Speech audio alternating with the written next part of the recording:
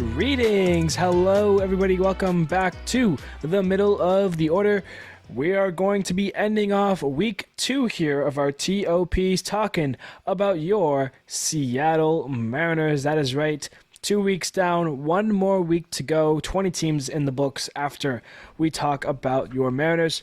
So let's not waste any time and start talking about them because they had a very active offseason. Lots of trades going down here for Seattle. Last year, they finished 88 and 74, just on the cusp of making a postseason. They unfortunately missed it by a game back of the Blue Jays. They finished 12th in runs for, 3rd in ERA, and 4th in runs against. That was good for 3rd in the AL West as a whole, 6th in the AL, and 10th in MLB. They should have had the 18th round pick, but they have the 15th, so they move up 3 spots there.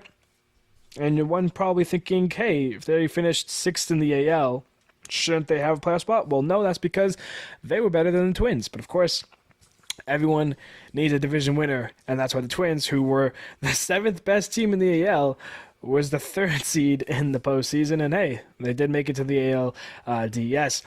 So let's talk about the Mariners' additions and who are they adding. A lot of these guys coming over via trades. The first guy here does not, though. Mitch Garver, they signed him to a deal here. Sebi Zavala and Carlos Vargas come over from the Diamondbacks. Jackson Kawa, Mitch Haniger. Anthony Desclafani was there for a moment, but they flipped him to the Twins. Luke Raley, Jorge Polanco, Gregory Santos, Luis Urias was one of the first moves that happened this offseason. And they also have a non-roster invitee for Brian Anderson, who I thought was a fun name to bring into this page here. Who they lost, and this is quite a notable list here. Eugenio Suarez gets traded to the Diamondbacks. He's gone. Jared Kelenic and Evan White go to the Braves. They were gone. Marco Gonzalez. I think Marco Gonzalez was also not part of that trade, and Evan White was somewhere else. I'm not 100% sure on the trades. Sorry for that one. But Kelenic gone on the trade. Evan White gone on the trade. Marco Gonzalez gone on the trade. Jose Caballero, he's gone on a trade. He went to Tampa Bay in exchange for Luke Riley. Robbie Ray is gone. He's out of the picture. Did I say they got Mitch Haniger? I think I said they got Mitch Haniger. I was trying to think of the trade. Justin Topia, he's gone. Teoscar Hernandez left in free agency. Tom Murphy, Mike Ford, Tommy La Stella, Diego Castillo are all guys no longer on your Seattle Mariners, which leaves you the team that they have before us here today. And we'll start by diving into that rotation of theirs. And it leads off with a notable name, Luis Castillo. Got him in the trade from Cincinnati in 2022, who was on the earlier episode. Small plug. If you didn't catch the first episode here today, Cincinnati was the team that we were talking about. So we were talking about the guys they sent over in that trade, including Noelvi Marte.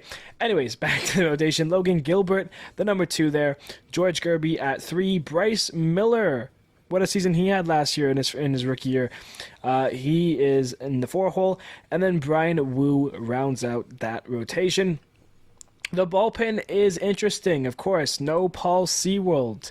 I'll be talking about that. Andres Munoz, the closer, listed according to Fangraphs here. Gregory Santos, Jackson Kawa, Carlos Vargas, Austin Voth, who they also acquired in free agency this year. I didn't mention him.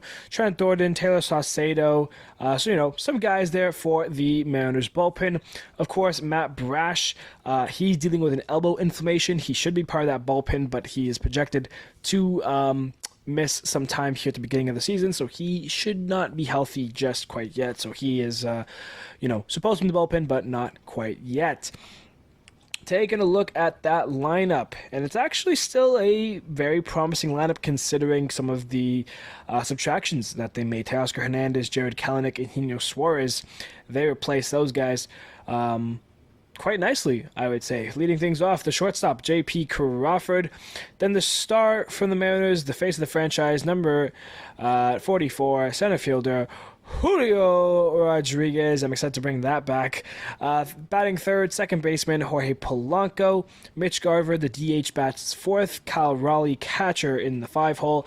Ty France at first base, bats 6th. Luke Raley, the left fielder, batting 7th. Mitch Haniger, the right fielder, batting 8th. He's back with the Mariners. I mentioned that already. And then Josh Rohab at third base, bats 9th. That rounds up your Mariners lineup here, according to Fangraphs. On the bench, Sebi Zavala, backup catcher, Luis Urias, Dylan Moore, and Dominic Canzone. All right, so we need to talk about the free agents next year, and good thing for Seattle, or I guess it's a good thing, they only have one, and it's a club option, Jorge Polanco.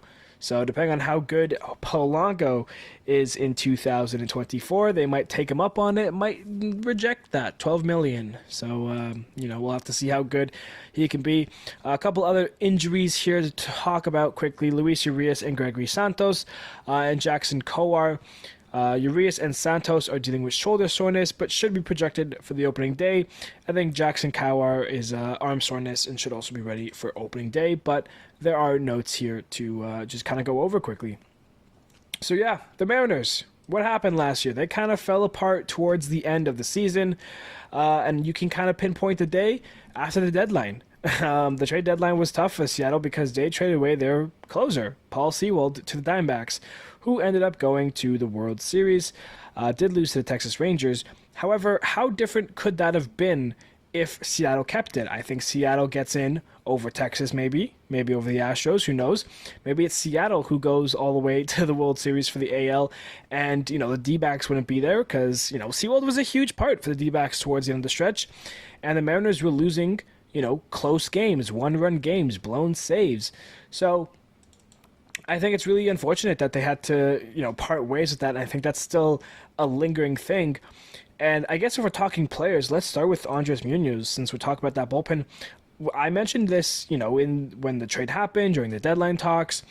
Munoz is a great pitcher. He's got great stuff. Last year, a 4-7 record, a 2.94 ERA, came out of the bullpen 52 times, made 13 saves, 49 innings pitched, and 67 strikeouts. He's got great stuff. Believe me, he is a good pitcher.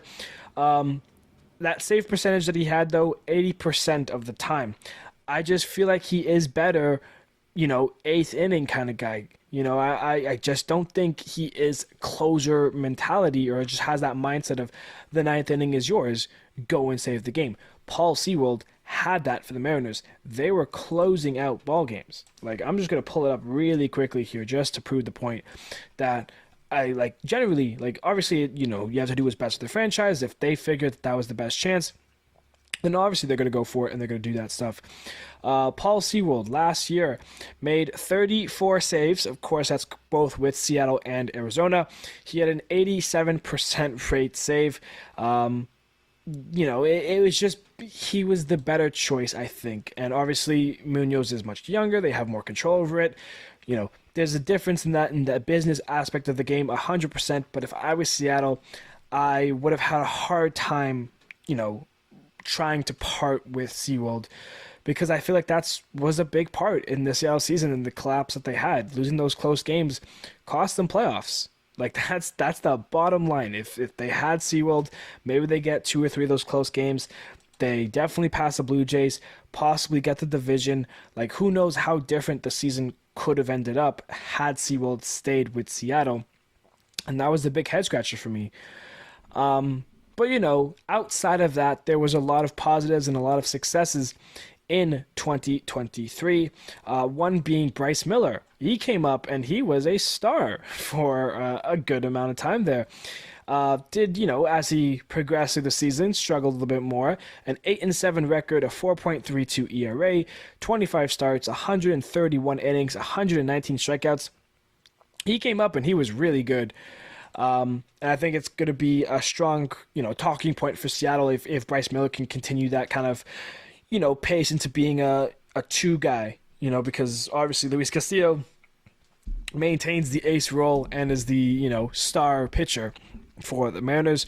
Castillo had a great year last year as well.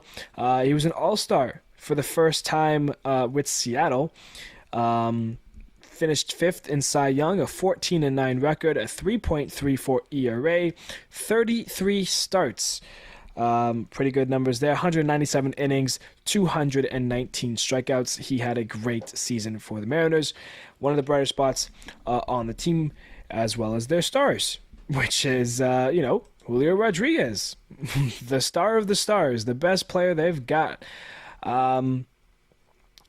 Second year in the big leagues, second All-Star appearance, finished fourth in MVP voting, a Silver Slugger. He was great. 155 games, 180 hits, 275 batting average, an 818 OPS, 32 home runs, 103 RBIs. Obviously some higher numbers, some new career numbers, playing an extra, 23 games. But yeah, Julio is definitely going to be the bright spot for the Mariners going forward. He's got the contract. He's got, the whole city backing him. He's going to be around, and he's going to be a great player, and he's going to be part of any success that Seattle has in 2024. It starts with him. We saw Julio go for a month, and that month, I think it was July or August, but Seattle was, rolling right behind him. Like, if Julio's hot and if Julio's hitting and playing defense and doing everything, Seattle is in a great spot. The rest of the team bounces off of that. They're also contributing. The pitching is just better. It just seems when Julio's right, Seattle's right. And that's going to be kind of a big part into 2024. Of course, there's some face of the franchise type guys as well as some fan favorites. JP Crawford, one of those guys. He had a great year with Seattle, finished 16th in MVP voting, led the league with 94 walks, or led the AL, 266 batting average and 818 OPS, the highest OPS JP Crawford has ever produced since making his debut with the Phillies in 2017. He's never had an OPS over 800 until last year. He also had 19 home runs. The last high he had in home runs was in 2021 where he hit 9. He hit 10 more home runs than his career best in a season. And he played 15 less games. So his bat was really good last year in comparison to other JP Crawford numbers. And when you go off of the bigger sample size, it's tough to be like, yeah, JP Crawford's going to be that same type of hitter.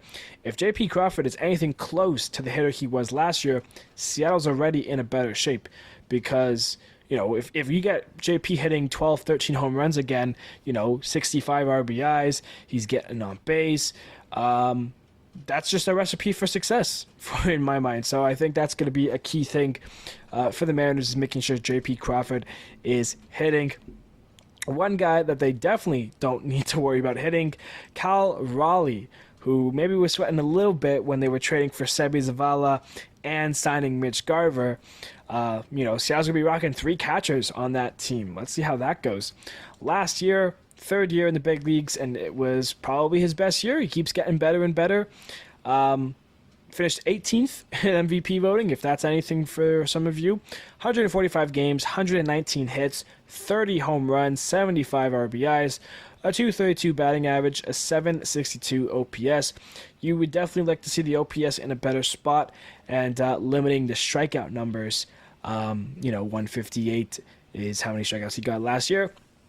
Strikeouts were a big thing for Seattle, which is why they let Teoscar go in free agency, which is why they traded Eugenio Suarez. I'm 100% sure on this next thing, but I think Julio, Eugenio Suarez, and Teoscar Hernandez were 3 of the top 4 players who led the league in strikeouts last year, and those 3 players play for the Seattle Mariners. So to have 3 of the top 4 be on your team, definitely not great. That's probably why they ended up trading Eugenio and letting Teoscar walk to join the Dodgers.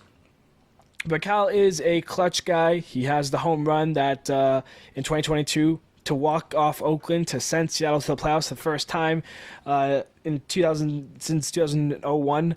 So he's definitely a fan favorite. He's definitely got some teams' numbers. There's some teams that when Cal's facing, specifically in the AL East, it seems like he's got the Blue Jays number, he's got the Red Sox number. Watch out for Mr. Old Big Dumper Cal Raleigh, because he is still going to be a problem in the middle of Seattle's lineup. Let's talk about their new guys really quickly. Jorge Polanco. This kind of turned it around for me. Going through the offseason with Seattle, trading away Suarez, trading away Kalanick, trading away Robbie Ray. Like, I was just scratching my head. Like, what is Seattle doing? Like, yeah, okay, there's still a team here, and it's still going to be okay. But, I mean, what are we doing here? Then they traded for Jorge Polanco, and I said to myself, you know what? I kind of see it now. I can kind of see what Seattle's trying to do here. And I think Polanco's going to be a great addition for Seattle. I think he's going to be one of the better players on the team this year. Last year, had a bit of an injured history with the Twins. He spent his whole 10-year career with Minnesota, so this is definitely a new thing for Polanco. Change of scenery maybe helps him, maybe hinders him. We'll have to see it. But last year, dealing with those injuries, played only 80 games, 77 hits, a .255 batting average, and a .789 OPS.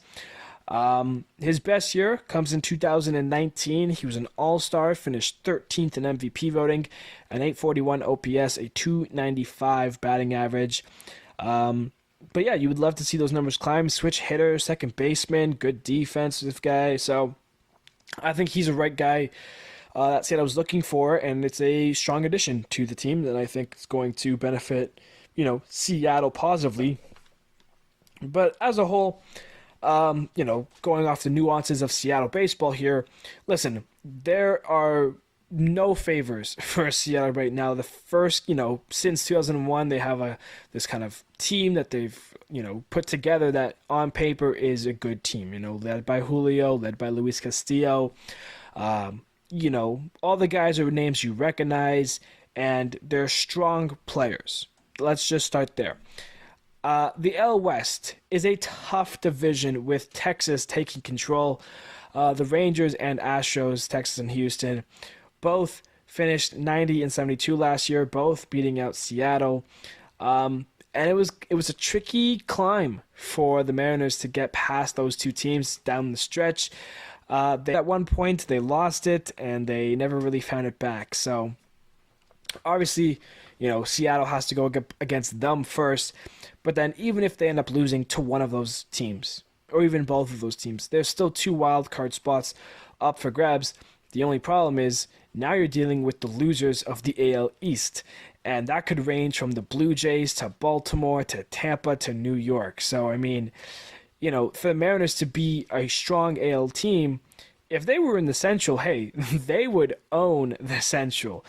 It's just unfortunate that the West, it's a 3-way battle, and then the wild card opens up to 7 teams. So, for Seattle to be in that mix, it's tricky because are they a good team? 100%, absolutely.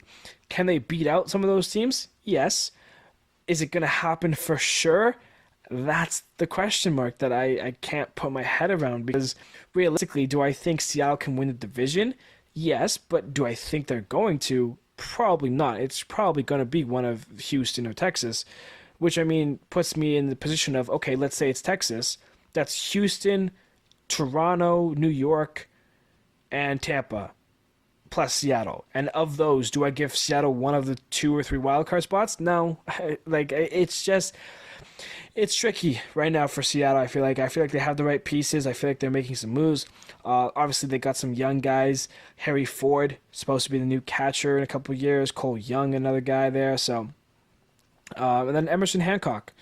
Where's he been? He's supposed to have a chance by now. So yeah, there's some pieces in place for Seattle. It's just a matter of getting it in person and getting, the day-to-day lineup. If Julio's playing well, if Ty France can kind of bounce back into how he was in 2021, we could be seeing a very nice Seattle team roll into 2024 and roll their way to an AL West title. Or we can see the complete opposite and see players struggling and see, Houston and Texas dominate them to the point of, on the verge of possibly coming 4th in that division. I think that's like the bottom basement. Like, if everything goes wrong for Seattle, they'll finish 4th in the division. I think 3rd is where they're going to be, but I would love to see them chase a higher spot and go for gold in the AL West. I would say FanDuel kind of agrees with me because they have the over-under pretty much of what they were 87.5. They finished at 88 wins, so they're basically saying, will they do just as good as they did last year? They had some struggles last year. Let's be honest. They definitely did. In my opinion, the team did get a little worse. There's still players that you know, and they're good players. Will we get a Haniger resurgence? Mitch Garver's a power guy with Texas. You know, it's a big change there. So, I mean, as a whole, I'm going to take the over. You know, I don't know what Seattle's going to end up accomplishing in 2024, but do I think they're going to be just as good as they were last year? Yes. That's the short answer. I think they're going to win 88 games again, maybe 89, maybe they break 90. But I would be shocked if they do worse this year than they did last year. Well, I'm not shocked, but I'm going to say the over. I think Seattle is just as good this year as they were last year. Give me the over, 88 or 87.5 wins. So, you know, good luck, Seattle. You're going to need it. Thank you, everybody, so much for listening to today's episode. Hey, we got 10 more TOPs, one more week, 2 episodes daily, 10 o'clock, 11 o'clock Eastern Standard Time. If you listen to all of them up to this point, thank you so much. It means the world. But yeah, I will let you guys go, and I will see you guys on Monday.